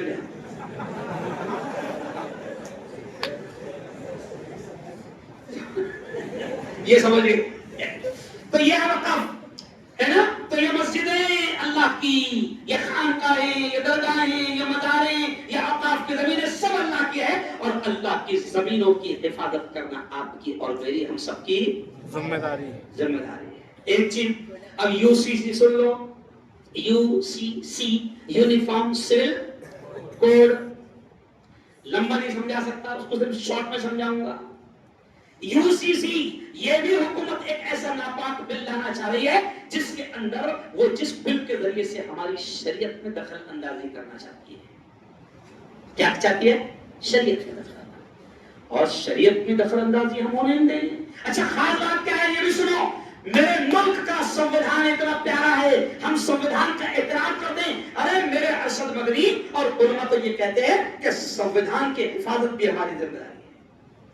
ہمارا سنویدھان بہت پیارا ہے. ہمارے سنویدھان نے دلت کو، بودھ کو، کرسچن کو، جین کو، برہمن کو، مسلمان کو، پارسی کو، سکھ کو، سب کو اپنے اپنے دھرم پر عمل کرنے کی آزادی دی ہے.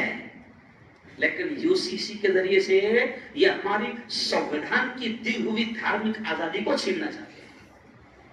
جبکہ ہمارے سنویدھان نے ہم کو آزادی دی ہے. ہمارے طلاق، نکاح اور ہمارے تمام مسائل ہمارے شریعت کے طریقے سے چلیں گے. لیکن یہ کیا چاہتے ہیں؟ یہ چاہتے ہیں کہ نہیں ایک بل لائے جائے گا. ارے تو کون ہوتا ہے؟ دیکھو کیا سمجھ رہا؟ چوتھی پاس دیکھو کیا سمجھ رہا باری کی ہماری؟ ارے رب کی باری کی تو سمجھے نا. اب اس کی مثال سمجھ لو. جیسے شریعت کہتی ہے، قرآن کہتا ہے، ڈائریکٹ قرآن کہتا ہے، کیا کہتا ہے؟ قرآن کے الفاظ ہے. قرآن کہتا ہے بیٹے کا جائیداد میں اتنا حصہ، بیٹی کا جائیداد میں اتنا حصہ. یہ شریعت کا قانون ہے. اور اب تو کہے گا نہیں نہیں ہم جتنا بتائیں گے اتنا دینا. تو کون ہوتا؟ میرے رب نے ہم کو بتا دیا ہے اور میرے سنویدھان نے مجھے حق دیا ہے کہ میں اپنے دھرم پر عمل بولو کروں. ایسے ڈھیر ساری مثالیں. مثال کے طور پر شریعت کا قانون یہ کہتا ہے کہ تمہارے بچے اور تمہاری بیٹیاں جب بالغ ہو جائے تو ان کو زنا سے بچانے کا انتظام کرو، ان کے نکاح کرو. کیا کرو؟ نکاح کرو. تو زنا سے بچاؤ. اب یہ قانون بنا دے. اب کسی ملک میں، گرم ملکوں میں آپ دیکھو یا گرم علاقوں میں آپ دیکھو 14 سال میں، 15 سال میں بھی بچے بالغ ہو جاتے ہیں. اب اگر مثال کے طور پر قانون بن گیا کہ 25 سے پہلے تم شادی نہیں کر سکتے، تو زنا کے دروازے کھول رہے ہو. تم کائے کے دروازے کھول رہے ہو؟ زنا کے، حرام کاری کے، بدکاری کے. یہ صرف 2 ایگزامپل میں نے آپ کو سمجھانے کے لیے دیا ہوں کہ اللہ نے ہم کو شریعت دی ہے اور میرے سنویدھان نے ہم کو شریعت پر عمل کرنے کی آزادی دی ہے. تو یہ یو سی سی بھی سنویدھان کے خلاف ہے، سنویدھان کے بھی خلاف ہے. یعنی تم سنویدھان کا قتل کر رہے ہو، سنویدھان کا مرڈر کر رہے ہو. اور ہم نے قسم کھائی ہے کہ ہمارے ملک کے سنویدھان کی بھی ہم سرکشا کریں گے، کیونکہ میرے ملک کا سنویدھان سب کو حق دیتا ہے اپنے اپنے دھرم پر آزادی کے ساتھ عمل کرنے کی. تو اب مسلمانوں بس یہاں پر بات سمجھتے ہوئے کہوں گا کہ دیکھو یہ سارے مسئلے یہ اٹھائے جا رہے ہیں. کیوں اٹھائے جا رہے ہیں؟ اب بہت اہم بات سنو، اس لیے کہ یہ پوری طریقے سے ناکام اور فیل ہو چکے ہیں. نہیں سمجھا؟ اس وہ بات کر رہی اسی سی کی، تم ان سے بات کرو پیٹرول. نہیں سمجھا؟ جیسے اس پہ بات کرا وقف کی، ڈیزل. نہیں، یہ اصل جو مدے ہیں ان سے دھیان ہٹانے کے لیے ان کی گودی میڈیا کو 8 دن کا ایک ایک مدہ دے دیا جاتا ہے نا. ابھی 15 دن سے اورنگزیب چلا رہے پورے ملک کو. نہیں سمجھا؟ سمجھ گئے؟ 300 سال پہلے آدمی مر گئے. ہاں تو یہ دیکھو یہ جملہ سنو، بہت زبردست جملہ میں کہہ رہا ہوں کہ نئی لاشیں بچھانے کے لیے یہ گڑے ہوئے مردوں کو اکھاڑ رہے ہیں. جملے پر دھیان دو کیا کہہ رہا ہوں. نئی لاشیں بچھانے کے لیے یہ گڑے ہوئے مردوں کو ارے بولو اکھاڑ رہے ہیں. سمجھ آپ؟ اچھا عجیب بات ہے، عجیب بات ہے. 300 سال کے بعد بھی اورنگزیب کی اتنی ٹیار بھی نہیں سمجھے. 300 سال ہو گئے حضرت کو جانے کو، سمجھ رہے آپ؟ پھر بھی ٹی آر پی دیکھو کتنی. یہ سارے چینلوں پر کون چل رہے ہیں؟ ارے بولو یہ بچے جانتے نہیں تھے، ان کو بھی پتہ چل رہا ہے. نہیں سمجھا؟ کبھی کبھی اچھا بھی ہوگا بڑا، جیسا طلاق کے مسئلے نہیں معلوم تھے مسلمانوں کو بہت سارے ہے نا. حضرت مودی جی نے بدماشی کرے تو جو مسئلے نہیں معلوم تھے وہ انہوں نے بیان کرنا شروع کر دیے. کیونکہ دیکھو ادھر وہ تاریخ کرے گا تو پھر ہم چلائیں گے تو تم کو نالج آئے گا. تو انہوں نے طلاق کے مسئلے کو چھیڑے، انہوں نے بیان کرنا شروع کر دیے. جس قوم کو طلاق کے مسئلے نہیں معلوم تو ان کو مسئلے معلوم ہو گئے. بولو. تو میں نے اس وقت یہ جملہ کہا تھا، سر اقرا کے پروگرام میں نے جملہ کہا تھا کہ حضرت مودی جی آپ جو بھی بدماشی کرتے اس کا فائدہ ہم کو ہوتا ہے. تو ڈرنے کی بھی ضرورت نہیں، مایوس ہونے کی ضرورت نہیں. ملک کے امن و امان کو باقی رکھنا ہے اور ان کے پلان کو فیل کرنا ہے. ان کا پلان ہے آگ لگانا، ان کا پلان ہے ہندو مسلمانوں کو لڑانا، ان کا پلان ہے دشمنی پھیلانا، ان کا پلان ہے نفرتیں پھیلانا. لیکن اپن بھی کہو کہ ہم محمد مصطفیٰ کے غلام ہیں، ہم نفرتیں پھیلنے نہیں دیں گے. کہو انشاءاللہ. میرے قائد مولانا اسد مدنی کا مشہور جملہ ہے کہ آگ کو آگ سے بجھایا نہیں جا سکتا، آگ کو بجھانے کے لیے پیٹرول لگتا ہے.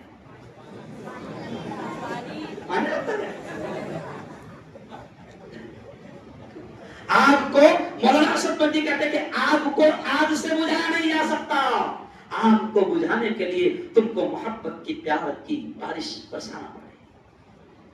سب سے بڑی جیت یہ ہے کہ نفرت پھیلانے والوں کے پلان کو ناکام کرو، ان کو کامیاب ہونے مت کرو. وہ آگ لگانا چاہتے ہیں، اس پہ آگ لگا دو تو ایسے ہو جائے. آگ لگنے ہی مت دو، وہ ایٹومیٹک پلان پھر، کیونکہ آگ لگانے کی پلان نہیں ہے اور دوسرے کوئی پلان ہے نہیں. چلو آؤ اب اپنی بات کو ختم کرتے ہوئے کہوں گا اب دیکھو آ جاؤ موجودہ حالات پر میں نے اتنا بول دیا. اب آ جاؤ 10 منٹ کے اندر اب ہم دعا کریں گے. اب ایک بات سن لو او میرے یارو، جہاں تک میری نگاہ جاری ہے سب کے سب کھڑے ہوئے ہیں. میں آپ سے آخری بات کہہ رہا ہوں او میرے یارو، یہ رمضان مغفرت کا سیزن ہے. کون سا سیزن ہے؟ یہ رمضان معافی کا سیزن ہے، معافی کا. اللہ معاف کرنے کو تیار ہے. تو میں جو کہہ رہا تھا نا کہ 3 دن پہلے رمضان کے بھوپال کے دسہرہ میدان میں میرا بیان تھا، تو وہاں پر ہندوستان کے ایک بڑے مفتی ابوالکلام بھی آئے ہوئے تھے اسٹیج پر. ان کی ہی صدارت پہ پروگرام تھا. وہاں کے قاضی شہر ہیں اور بڑے عالم ہیں. تو مجھ سے پہلے 10 منٹ انہوں نے بات کی اور اتنی پیاری بات انہوں نے کی، وہ جملہ میرے دماغ میں رہ گیا. مفتی ابوالکلام نے کہا او مسلمانوں، یہ جملے کو دھیان دینا، کہا کہ او مسلمانوں مغفرت کا مہینہ آ رہا ہے لیکن مغفرت ہوگی نہیں. کیا کہا؟ مغفرت. دماغ ہینگ ہو گیا. ہلو، کیا کہا؟ مغفرت کا مہینہ آ رہا ہے لیکن مغفرت ہوگی نہیں. پھر اگلا جملہ انہوں نے کہا मगफिरत होगी नहीं, मगफिरत कराना पड़ेगी। क्या कहा? मगफिरत कोई बाबा की शीरनी नहीं है जो बटेगी। मगफिरत कोई बताशे नहीं है, समझ गया कि रोट है रोट। कभी बकते ना ऐसी रातों में, बाहर जाओ तो लोग बांटते लो रे भाई सब लो। मगफिरत कोई बाबा की शीरनी नहीं है। मुफ्ती अबुल कलाम ने कहा कि मगफिरत करवानी पड़ेगी, रोना पड़ेगा, गिड़गिड़ाना पड़ेगा, सजदा करना पड़ेगा, अल्लाह को मनाना पड़ेगा अल्लाह के सामने। और ये जुमला भी सुन लो, वो जवानों कसम अल्लाह के शर्माने की बात नहीं, वो रब इतना रहीम है, इतना करीम है मेरा मौला, इतना रहीम है, इतना कृपालु, इतना दयालु, इतना मर्सीफुल, इतना मेहरबान है। वो रब कहता है कि तूने रेत के जर्रात के बराबर भी गुनाह किया, तूने समंदर के फेस, समंदर के झाग के बराबर भी गुनाह किया। वो रब कहता है मेरे बंदे सिर्फ एक मर्तबा सच्चे दिल से कह दे मेरे मौला माफ कर दे, मैं माफ करने को तैयार हूं। कसम अल्लाह की, माँ बाप भी इतने रहमदिल नहीं होते।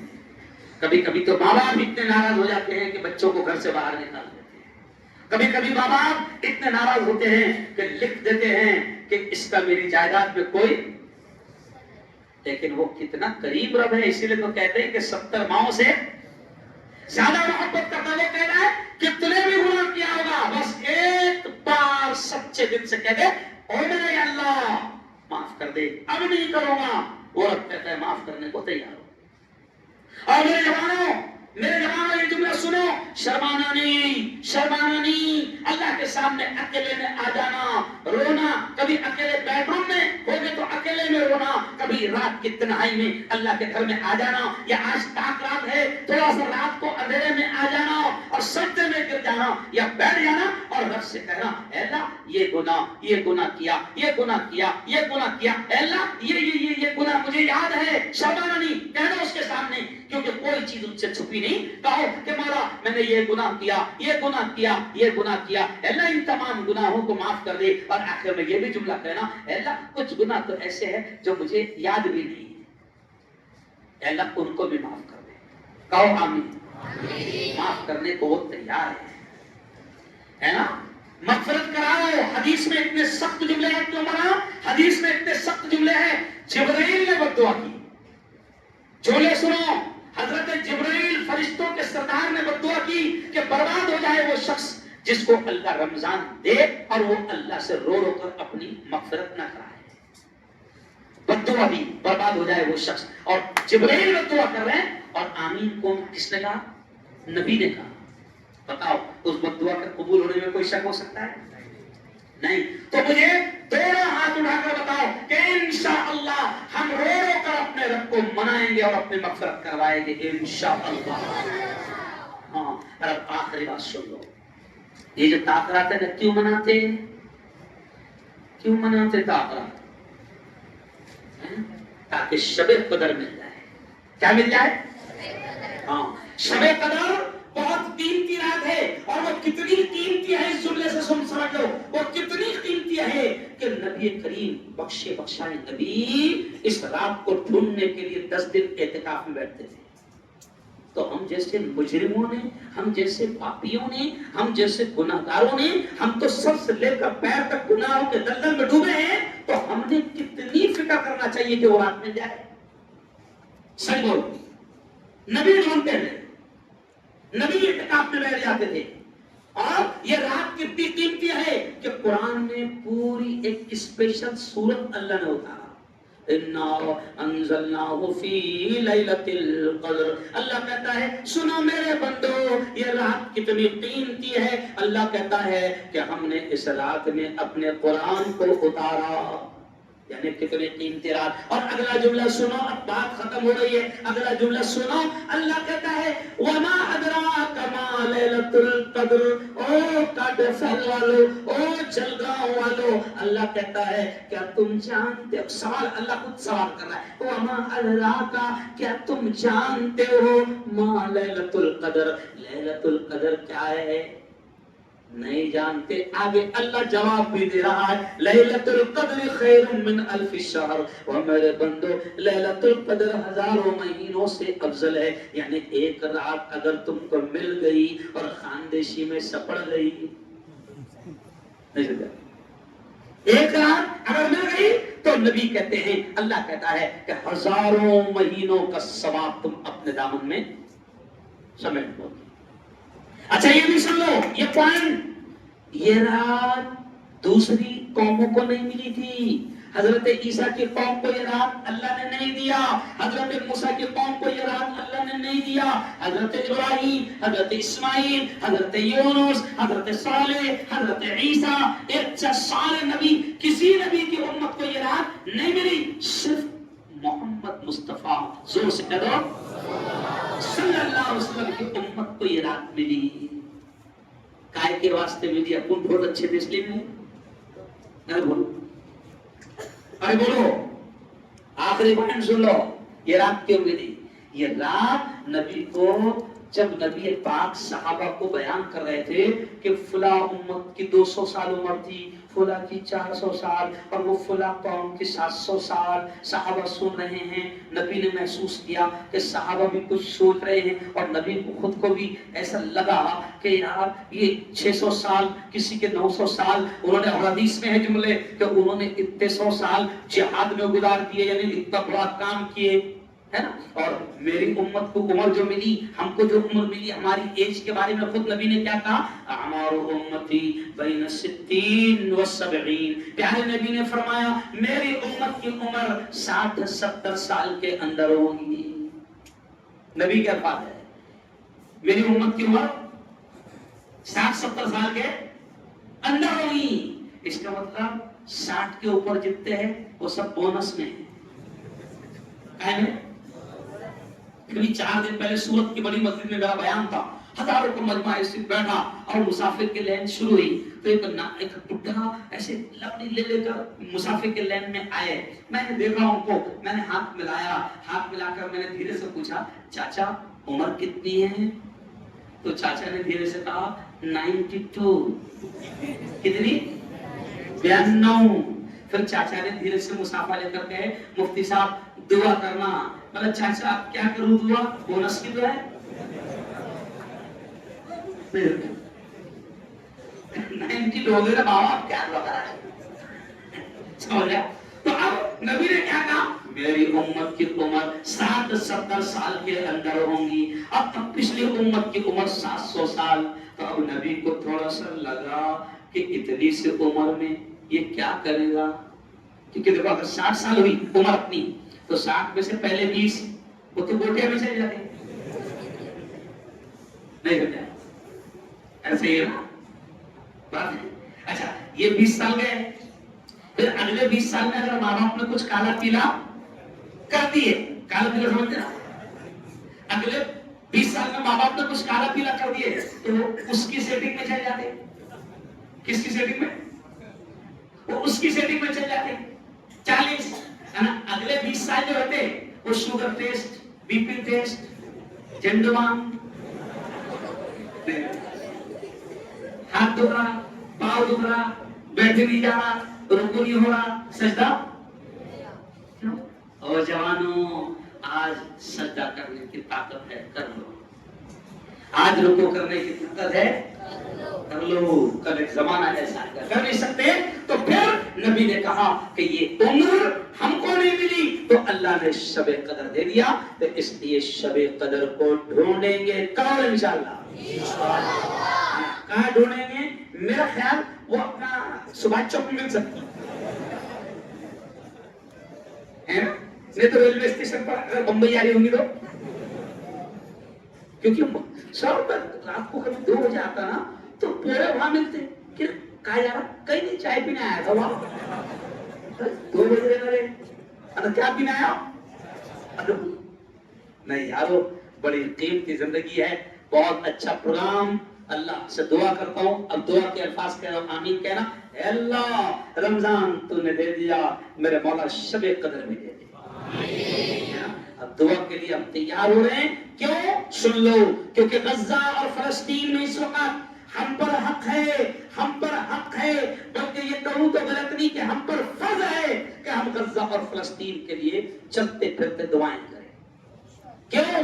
کیونکہ دنیا کے سب سے بڑے آتنکوادیوں نے گزشتہ کل جب تم ہم شہری کر رہے تھے اس وقت اسرائیلی آتنکوادیوں نے ایسا بم برسایا کہ 70 کے 70 پورا کے پورا خاندان شہید ہو گیا، اور 4 دنوں میں 513 فلسطینی شہید کیے گئے۔ سمجھ لیا آپ؟ اب سوچو ذرا، ارے ان کی جرأت کو سلام، ان کی بے باکی کو سلام کہ وہ شہید ہوتے ہیں۔ شاید کوئی گھرانہ، کوئی خاندان، کوئی ماں، کوئی باپ ایسا نہیں ہوگا کہ جس کا کوئی بچہ جوان شہید نہ ہوا، مگر مسجد اقصی کو وہ چھوڑنے کو تیار نہیں، بیت المقدس کو وہ چھوڑنے کو تیار نہیں۔ ان کی جرأت کو سلام۔ تو اب ان کا ایمان تو بہت اونچے لیول کا ہے، اسی لیے وہ میدان میں سے ہٹ نہیں رہے۔ 2 سال ہو گئے، کیوں؟ دنیا کے سب سے بڑے آتنکیوں سے لڑ رہے ہیں، جن کے پاس سب کچھ ہے، سپر پاور ہے، ہتھیار ان کے پاس ہے، کیوں؟ تب وہ شہید ہو رہے۔ پیارے نبی نے کہا مومن وہ ہوتا ہے کہ دنیا کے کسی ایک کونے میں کسی ایمان والے کو تکلیف ہو تو دنیا کے دوسرے کونے میں اس تکلیف کا احساس ایمان والے کو ہونا چاہیے۔ ہم مست ہیں اپنی زندگی میں، ہم حلق تک کھا رہے ہیں، افطار کے وقت میں ہمارے دسترخوان بھرے ہوئے، ہم سے کھایا نہیں جا رہا، اتنا ہمارے پاس ہے، کیوں؟ اور ان کو سوکھا آٹا بھی ان کے پاس میں پھانکنے کو نہیں ہے۔ ان ظالموں نے، ان قاتلوں نے، ان آتنکوادیوں نے جو امداد کے طرف جا رہے تھے وہ ٹرکوں کو بھی رکوا دیا ہے، پانی بھی ان تک پہنچنے نہیں دیا جا رہا ہے۔ آج وہ اوریجنل کربلا کی زندگی گزار رہے ہیں۔ تو ہمارا حق بنتا، ہم کچھ نہیں کر سکتے، ہم وہاں جا نہیں سکتے، ہم کچھ نہیں کر سکتے، تو کم از کم ان کے لیے ہم دعا تو کر سکتے، کیونکہ پیارے نبی نے فرمایا دعا مومن کا سب سے بڑا کریں گے انشاءاللہ۔ اور ایک اعلان پر بات کر رہا ہوں، دیکھو میں جمعیت علماء کا بھی صدر ہوں، اور 16 سال تک پہلے ضلع کا صدر تھا۔ اب آپ کی دعاؤں سے اللہ نے اوپر نیشنل لیول پر بھی میں چلا گیا، اور اسٹیٹ لیول پر بھی وائس پریزیڈنٹ بن گیا۔ اب میری ذمہ داریاں بڑھ گئی ہیں، جب کرسی پر بیٹھو نا تو کام کرنا پڑتا، نہیں کام کر سکتے تو اتر جاؤ، سمجھ لیا؟ میں آپ سے کہتا ہوں، آپ کو معلوم ہے رمضان کے 3 دن پہلے 3 لوگوں کی پھانسی بچی ہے، سمجھا؟ اور پھانسی سے بچانا ہنسی کھیل نہیں ہے۔ کسی شخص پر جب آتنکواد کا الزام لگتا ہے نا تو چاچا اور بڑے باپ بھی منہ پھیر لیتے ہیں کہ شک کی سوئی ہم پر نہ آ جائے۔ چاچا بھی کہتا، بڑے باپ بھی کہتا کہ ان کا ہم سے 15 سال سے کوئی رشتہ نہیں، یہ ہم کو سب تجربے ہے۔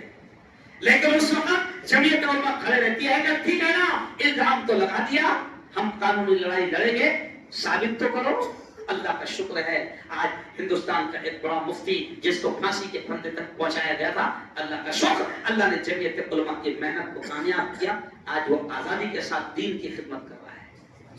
ابھی رمضان کے پہلے 3 لوگوں کی پھانسی بچی، اور پھانسی سپریم کورٹ تک جب کیس جاتا نا تو جو لوگ پڑھے لکھے ہیں، جو جانتے ہیں سپریم کورٹ میں میٹر کیسا چلتا، کتنے لاکھ لگتے، اس کا اندازہ شاید اپنے کو نہیں ہے۔ جمعیت علماء لڑتی ہے، اللہ کا شکر، اور ابھی فی الحال 500 کیسز ملک میں جمعیت علماء لڑ رہی ہے، اور جمعیت کا کام بڑا ہے، یہ چھوٹے موٹے کام اتنے تو اپن نے کرنے کو ہونا نا، تو کہہ کے واسطے دینا میمورنڈم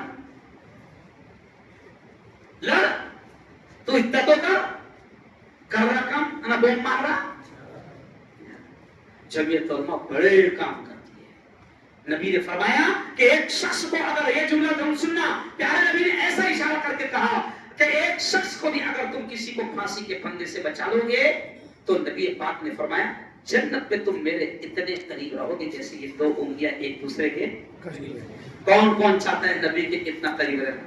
ہاتھ میں، ماشاءاللہ ماشاءاللہ۔ تو تم کو کرنا کچھ نہیں ہے، ہمارا ساتھ دینا ہے نا؟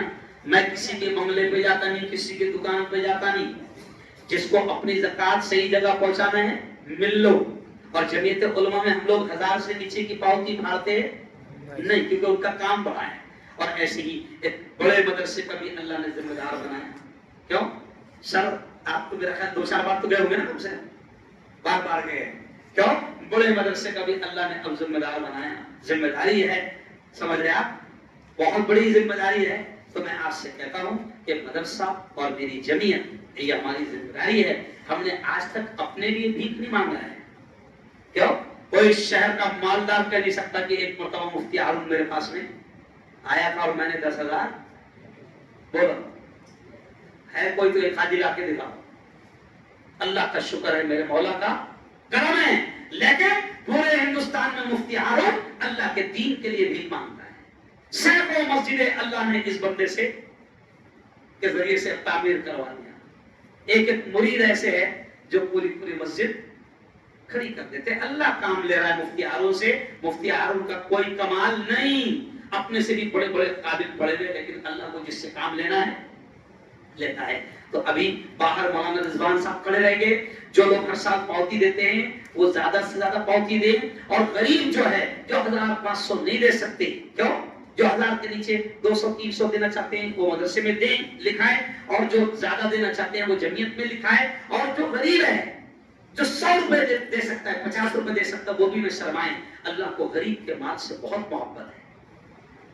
رومال جو رہے گا تو جو 150 دینے والے ہیں وہ اس رومال میں ڈالیں, لیکن جن کو اللہ نے دینے کے لائق بنایا وہ 150 دے کے نہ بھاگے. کیونکہ دیکھو تمہارے پاس کتنا ہے وہ ایڈی سے تم چھپا سکتے نہیں سکتے, جی ایس ٹی والوں سے ارے بولو چھپا سکتے, لیکن اس مالک کو معلوم ہے زکات دینے میں چوری نہیں کرنا. بلکہ آخری جملہ سنو, اگر اللہ نے زکات دینے والا بنایا تو خوش ہونا کہ میرے مولا تیرا کرم ہے, تیرا احسان ہے کہ تو نے دینے والا بنایا, ورنہ تو ہاتھ میں کٹورا دے کر مسجد کے دروازے پر بھکاری بنا کر کھڑا کر سکتا. تو خوش ہونا کہ میرے مولا تو نے ارے بولو اور بے حساب دو.